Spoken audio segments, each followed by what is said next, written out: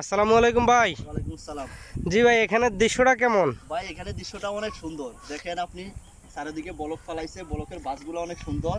দেখেন গত আগের বাজেটে যে কাজটা করছে এটা থেকে এখানে পর্যটন কেন্দ্রগুলো খুব সুন্দর।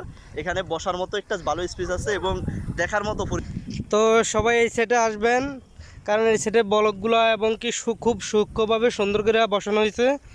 এই সেটে বসার মতো মানে বলকের উপরে বসার মতো মানে খুব সুন্দর একটা জায়গা করে দিছে।